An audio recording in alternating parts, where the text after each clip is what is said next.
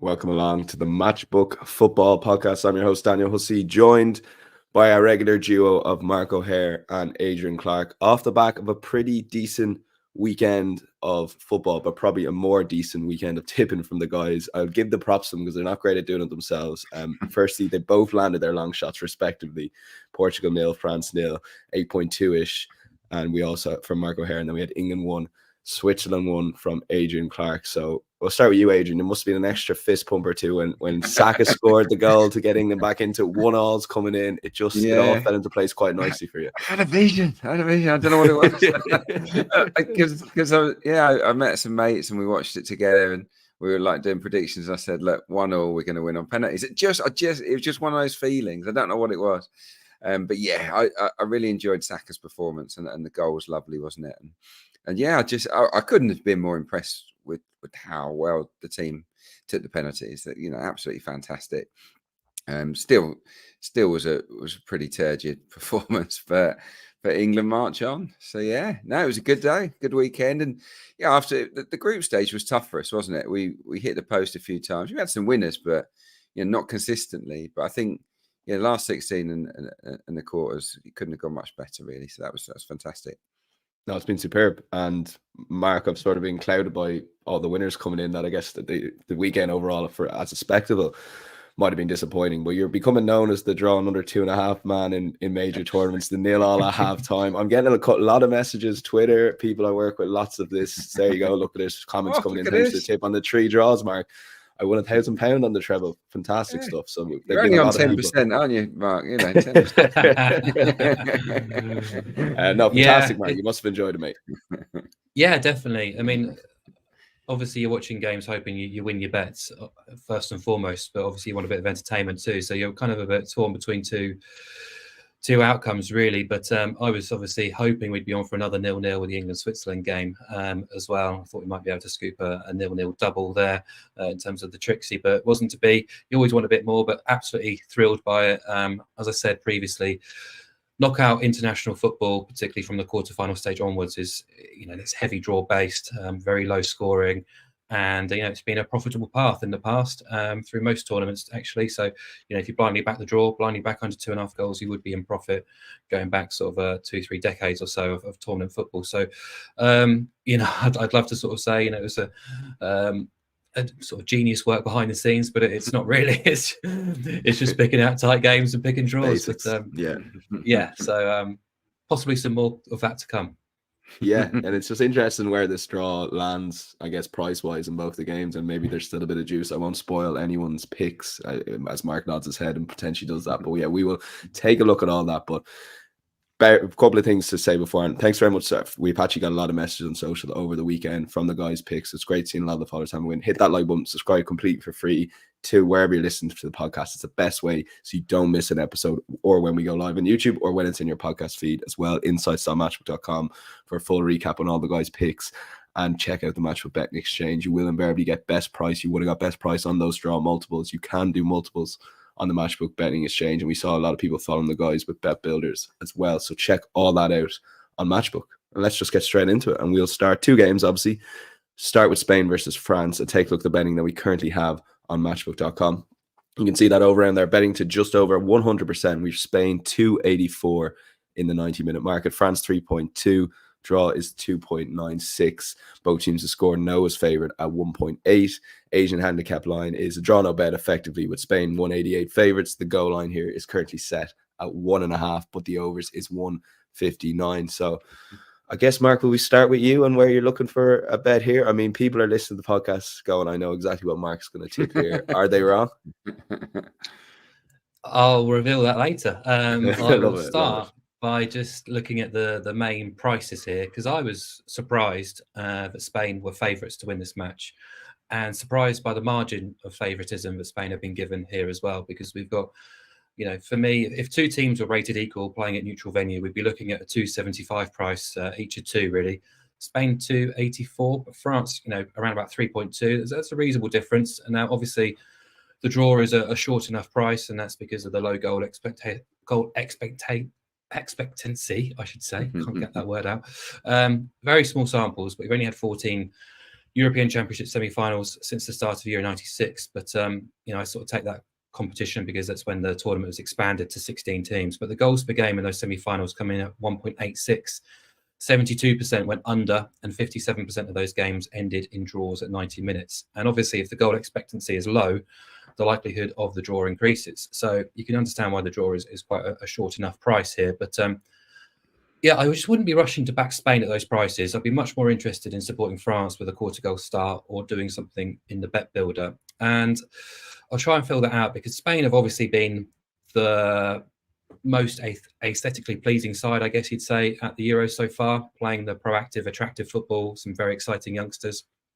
But I just want to reassess their path to the semis to see, do they warrant being favourites here? Because I'm purposely being a bit facetious and playing a bit of devil's advocate, but they beat Croatia 3-1 in the opening game, a match I felt that the final score flattered them.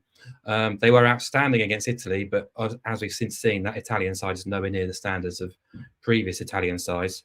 Then it's Albania and Georgia, two of the tournament minnows, regardless of what we've seen from them in the competition so far. They were two of the tournament minnows. And then Germany. Now, the Germany game was really absorbing, but I felt Spain had the upper hand until the second half when Julian Nagelsmann made his tactical changes and his substitutions, totally changed the flow of the match. And perhaps, just perhaps, Luis de la Fuente's lack of senior coaching experience was found out or came to the fore, really, because Spain weren't able to react to what Germany were doing. And if you look at the match and the details and the data, Spain had 11 shots in the 90 minutes, but only 2 of those were inside the penalty area. Now, I know game state does play a part here, but Germany had 3 shots in the box in the first half alone and a further 7 in the second half. And the XG counts at 90 minutes read 0.56 Spain, 157 to Germany. Then I look at the team they may play here against France. You lose Lenormand and Carvajal to suspension. I don't think Lenormand is a massive loss. I think actually it might be an upgrade to have Nacho at centre-half. Pedri's injured.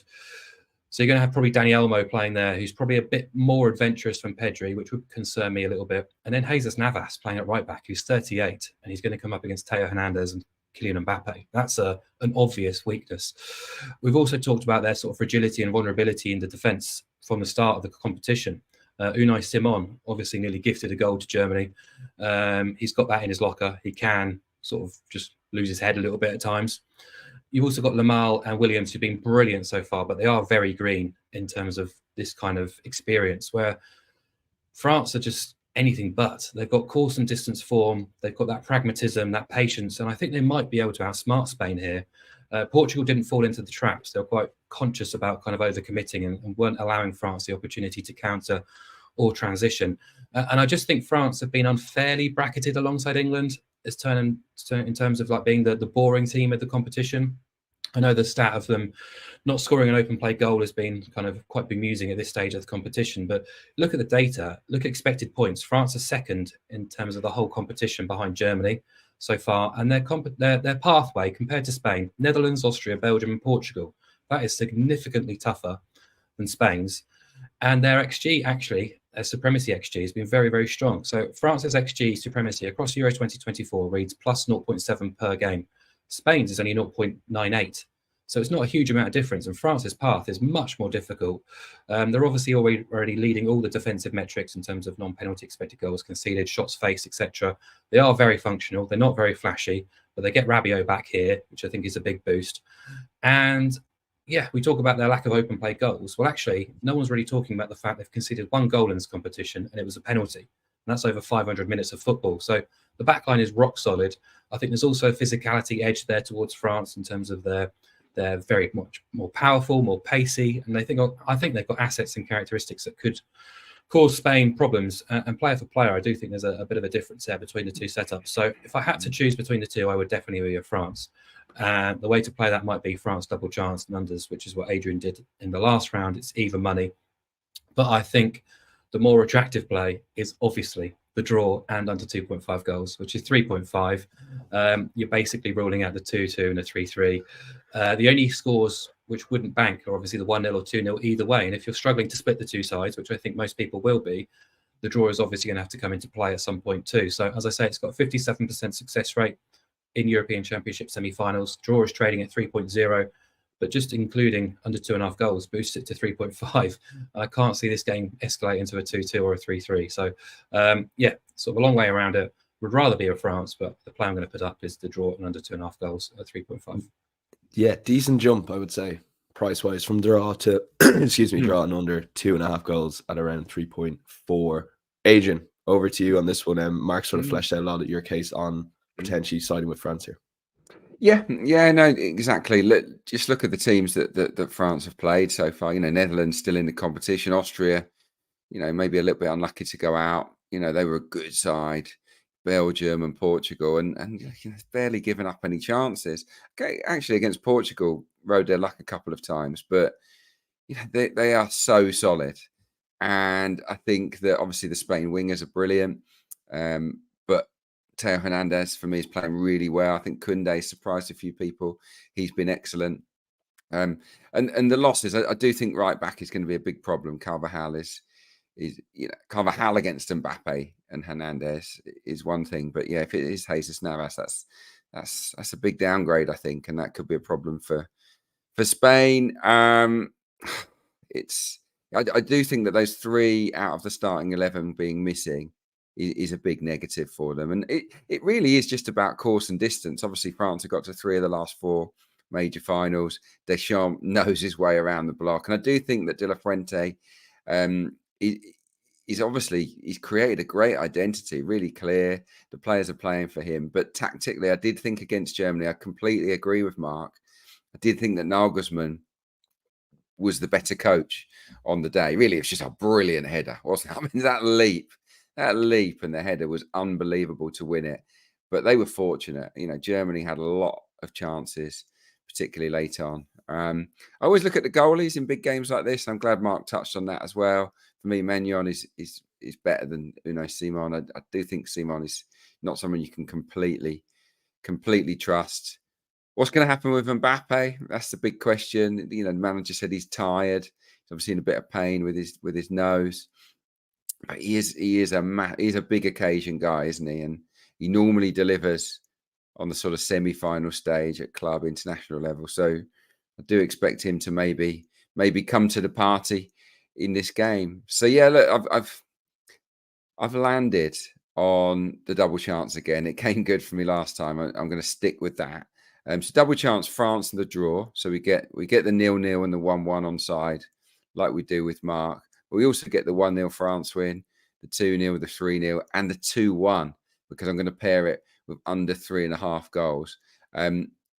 It might be a little bit more attacking. I think it's going to be gung ho, but it might be. Spain, for example, I think will try to take it to France, especially because they've got 2 guys out of their back 4, and Dani Olmo is a more attacking player than Pedri. So in a way, attack might be the best form of defense for Spain, which might open it up a little bit. So yeah, I'm gonna pair it with under 3.5 goals. That comes in at 1.83. So it's a shorter price, but you don't half get a lot of score lines on side for it. If you want to be a bit more, bolder, you could go with the double chance France draw and under 2.5 goals. And that comes in at 2.2, which might be a lot more attractive to some people out there. So, but there you lose the 3-0 and the 2-1. 3-0 is unlikely, but 2-1 is a possibility with these 2 sides. Look, Spain conceded 23 shots to Germany, didn't they? And I do think that they absorb pressure against France, who've missed a lot of gilt-edged chances. Surely it's going to come good for them sooner or later. So, I definitely side with France here. I think they've got the edge. Spain have been the better team. There's no question. They are worthy favourites in a way, based on what we've seen. But at this stage of the competition, I think experience counts for quite a bit, and that French experience and nous in the dugout and on the pitch, I think gives them the edge. Okay, yeah, slight difference of opinion. Maybe Adrian thinking it could become a little bit more open, or there is the possibility of more goals, but Marco withdrawn under 2.5 goals. Both selections will be available on insights.matchbook.com if you want to recap. Let's move on to the game, I guess. Netherlands versus England. Netherlands 3.35 underdogs to England, who are 2.7. The draw is 2.96. Both teams to score, is favourite at 181. Draw no bet is the Asian handicap market, with England favs at 1.8, and the goal line again is 1.5, but the over is 157. So yeah, Adrian, is it coming home finally? They're in a semi-final. They're in a semi-final. All you Southgate bashers, he is in a semi-final. I know. How have you found them overall, though? There is definitely context to that, of course.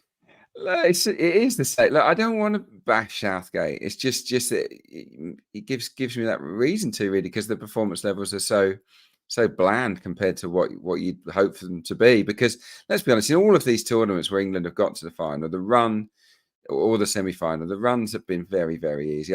England have been, the bookies' favourite in all of the games, in all of these competitions, really. And when they're favourites, they tend to sort of scrape their way through. So, and they've got a great chance of reaching another final here, because I still don't think the Netherlands are great. I've got to be honest. They're a goal threat. We know that. They've scored goals, in all of the well, they didn't score against France, but they've carried a threat in every single game so far. They've scored multiple goals on numerous occasions. Got some informed attackers, there's no doubt about that. But neither team have got a great tactician at the helm. I think that's fair to say. I don't really rate Ronald Koeman that highly. And it's that my feelings on Southgate. So I don't think either team are particularly secure, even though England will be pragmatic in their approach. I don't think they're that secure. And I can see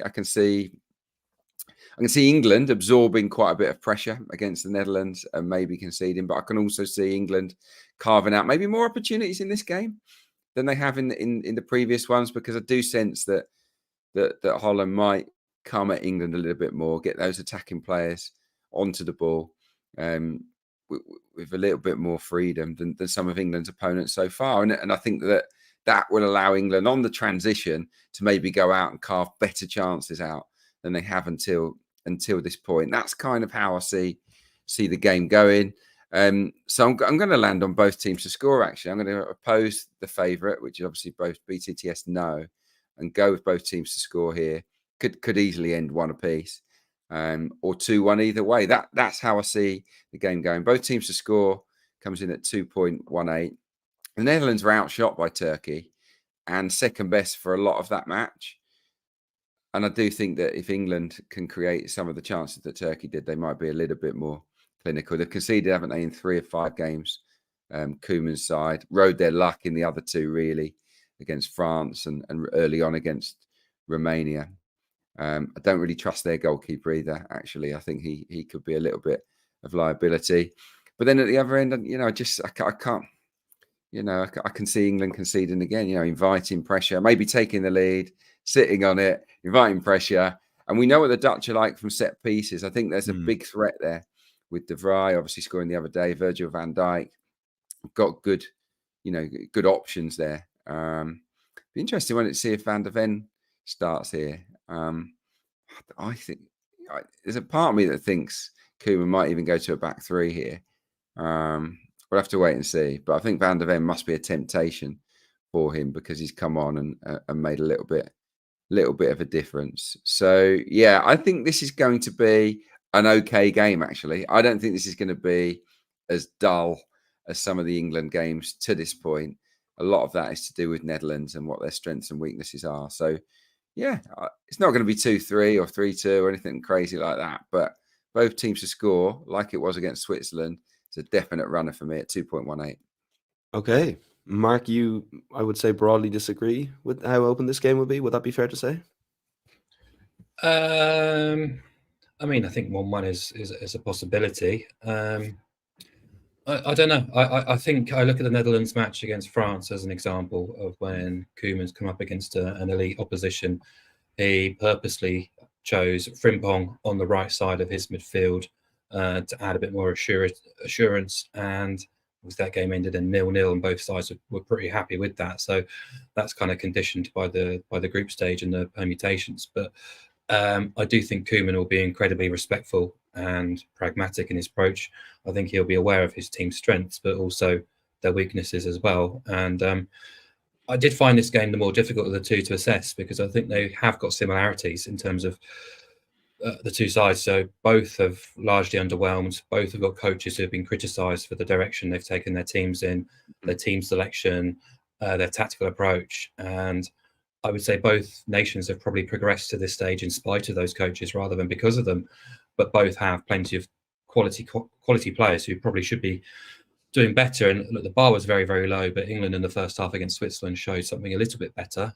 Wasn't anywhere near as good as the BBC pundits led us to believe, but it was a slight improvement. But the second half did concern me in the way in which they allowed the game to almost move away from them and allow Switzerland to take control of that. And I still have my doubts about England, especially in the final third. I'm going to read out to you their XG outputs in this competition after 90 minutes. Considering the opposition, this is pretty horrifying stuff. 0.52, 0.87, 0.8, 1.15, 0.49. That's a cumulative XG total in 90 minutes across their first 5 games of 3.83. Georgia, who played a game less, generated 4.4. Poland, who played 2 games less, generated 4.17. England's big chance data, a metric that Opta defines as a reasonable chance where a player could score. England have created 8 big chances in this competition. Spain are on 19, Georgia 10, Hungary 10, Czechia 8, and Albania 6. Albania created 2 fewer chances, big chances than England, despite playing 2 fewer games and being the biggest outsiders in the competition. I know Southgate's trying to emulate Deschamps' kind of low-risk, pragmatic tournament football. That's quite clearly what he's trying to do. But France, as I said, have been doing more in the final third than England have throughout this competition. And it's not just the XG data. Expected points makes England the bottom of the 4 semi-finalists at the competition. You look at who they played: Serbia, Denmark, Slovenia, Slovakia, Switzerland. No big nation yet, and they're actually boasting a negative expected goals process at Euro 2024, which is pretty horrifying stuff, really. And Netherlands, I've got my sort of doubts about them. I've talked about it many, many times, kind of parroting the same old stuff about squad selection, tactical approach of Koeman. I thought they were decent in the first half against Poland, but wasteful, gave up opportunities. France, they were second best in a bit of a nothing game. Austria, I thought they were outsmarted and they actually looked directionless at times. Romania was a positive, but they're the weakest team they've played. And then there's the Turkey game where they only managed 2 shots in the box in the first hour, despite trading during the first half, which really took me by surprise. And they gave up 3 big chances in that game. They lost the XG battle, lost a shot count, and conceded 9 shots in the box. And look, Schouten and Reinders have had reasonable tournaments so far, but that midfield is, is beatable. And then I look at the forward line, and I think he has to do something about this because it's too adventurous to start Xavi Simons, Depay, Gakpo, and Bergwijn or Marlon in a sort of front 4, I think, against the England side. So defensively, I think they are getting pulled apart a little bit. Van Dijk's looked flustered at times. I'm just not really sure what to expect. I think from the Dutch, we are going to see something similar to the France game, where they will be showing a huge amount of respect to England.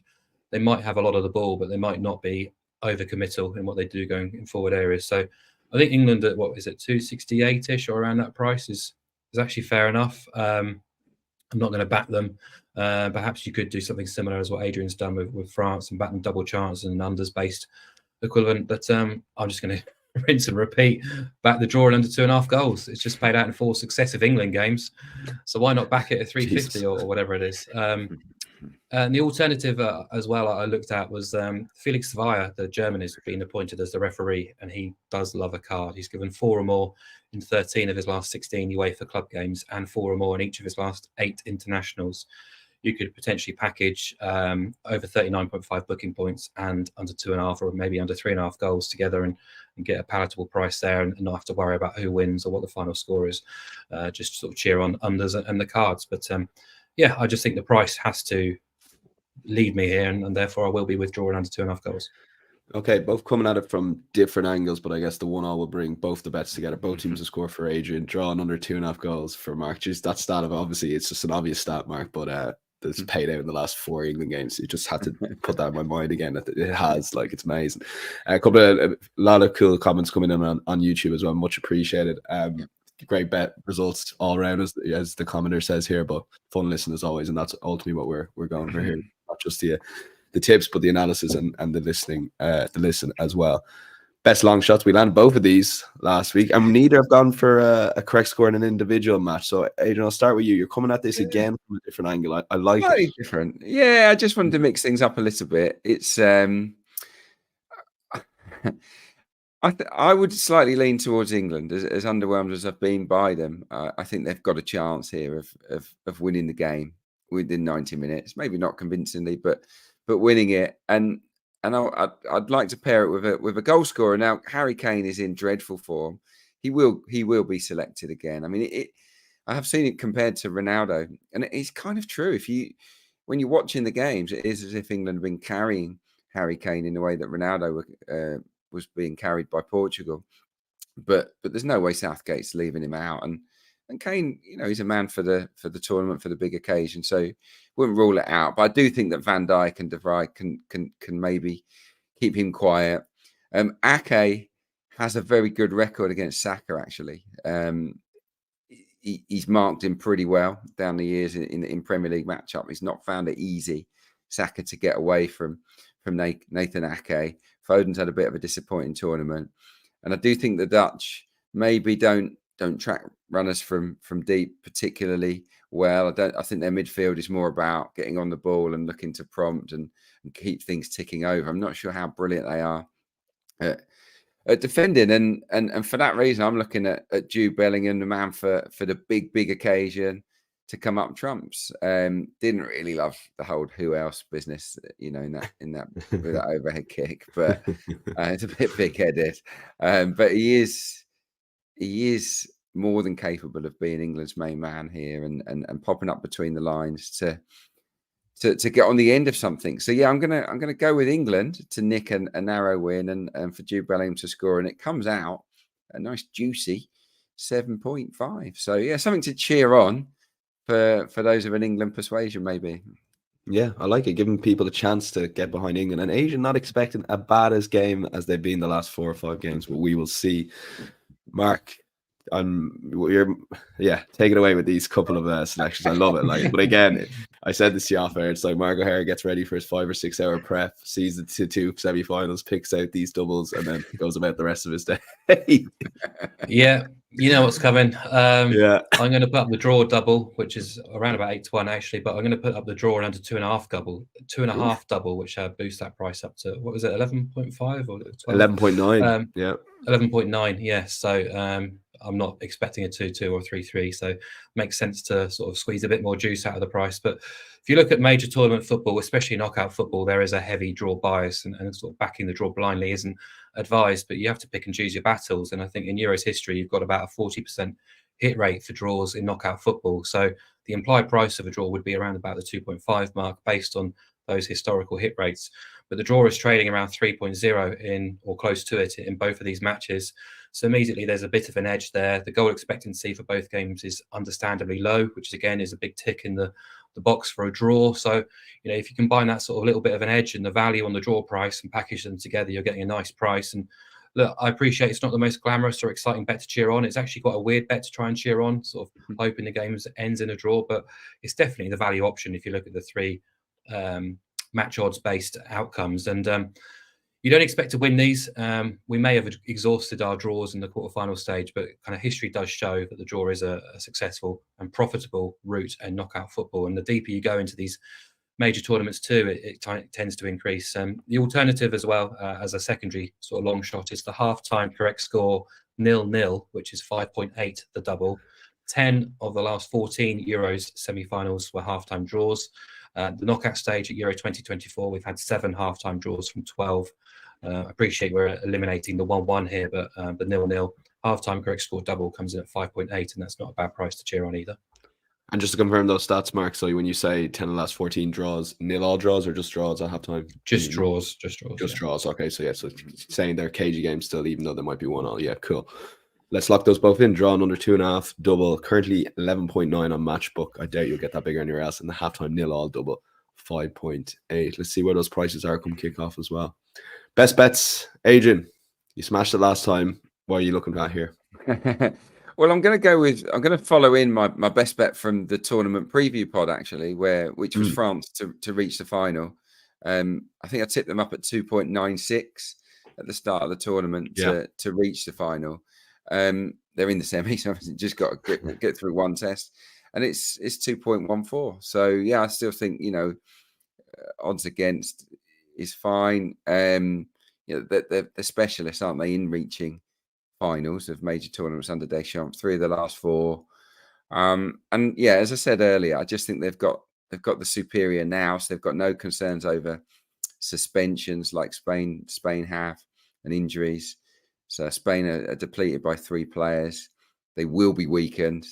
I think that Deschamps is the smarter coach. And yeah, even though Spain have been the better side throughout this tournament, the most eye-catching, they gave up so many chances against Germany that would concern me if I was backing them. So I think France will click finally inside that final third and get the job done here. But look, my tip here, they can win it on penalties. They can win it in normal time. They can win it in extra time, or they can win it on penalties like they did against Portugal. They've navigated. They've beaten Austria narrowly.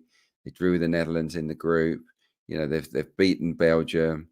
They've beaten Portugal on penalties. It's a tough route, and I think that they can navigate Spain as well. So yeah, even if it's on pens, France to qualify, 2.14. That's my best bet. Okay, best bet. And last but not least, Mark, your best bet, if you were to have one bet over the 2 games, what would it be? It's very difficult to narrow them down, Dan. I've got a lot on the menus, but I've gone for the 2.4 on the under 2.5 goals double. So people are looking forward to a entertaining, high-scoring midweek switch off. Exclude match day 1. So exclude the match day 1 from group stage and look at the match day 2 onwards.